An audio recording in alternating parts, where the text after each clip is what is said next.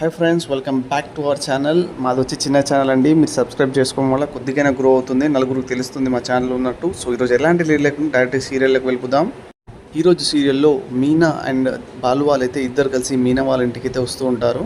వాళ్ళిద్దరు కలిసి ఇంటికి చేరుకోగానే బయట ఉన్న వాళ్ళందరూ బాలుని అయితే పొగుడుతూ ఉంటారు.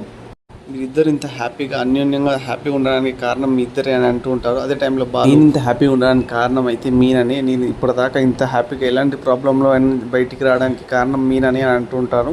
అదే టైంలో పక్కన ఉన్న వాళ్ళైతే మీనా ఒక్కతే హ్యాపీగా ఉంటుంది కదా, మీ ఇద్దరు కలిస్తేనే హ్యాపీగా ఉంటారు కదా, మీ ఇద్దరు కలవడం వల్లే ఒక చేయి కలుస్తుంది కదా అని అంటూ ఉంటారు. అదే టైంలో మీనా వాళ్ళ అమ్మగారు అయితే మెల్లగా వాళ్ళ ఇంటి నుంచి కిందికి దిగుతూ వస్తూ ఉంటారు.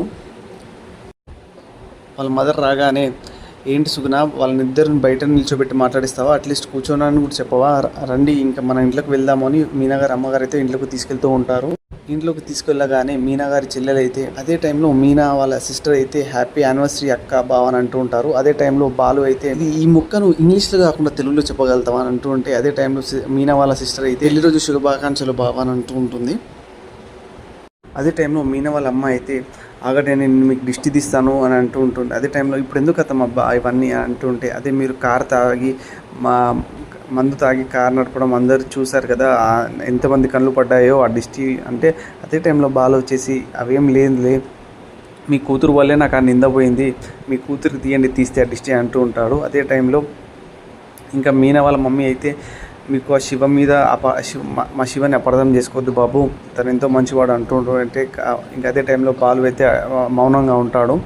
కొద్దిసేపటి తర్వాత మీనా వాళ్ళ సిస్టర్ అయితే, ఈ షర్ట్ నీకు చాలా బాగుంది బావా అని అంటుంటే, అప్పుడే బాలు అయితే, అవును మా నాన్నమ్మ కూడా అదే మాట అనింది, అవును ఈ షర్టు మీరు ఎక్కడ కొన్నారు, ఎవరు తీసుకొచ్చారో అంటే బాలు అయితే అడుగుతూ ఉంటారు. అదే టైంలో మీనా వాళ్ళ అమ్మాయి అయితే, ఈ షర్టు శివ తీసుకొచ్చాడు బాబు అని అనగానే కోపంతో ఇంకా బాలు ఆ షర్ట్ తీసి పక్కకు విసిరేసి అక్కడ నుంచి వాళ్ళ ఇంటికి అయితే వెళ్ళిపోతూ ఉంటాడు.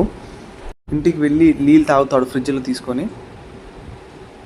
అదే టైంలో ప్రభావతి, ఏంట్రా ఇలా వచ్చావు అంటే, అప్పుడే పక్కనే ఉన్న సంజయ్ అయితే, ఎవరన్నా అత్తారింటికి వెళ్తే బట్టలు పెట్టించుకుని తీసుకొస్తారు, వీడేంది ఉన్న షర్ట్ కూడా అక్కడ విసిరేసి తీసుకొచ్చారంటే, అప్పుడే ప్రభావతి, అక్కడ ఏదో గొడవ అయింది, మనకి వీళ్ళిద్దరు చెప్పడం లేదు అని అడుగుతూ ఉంటుంది.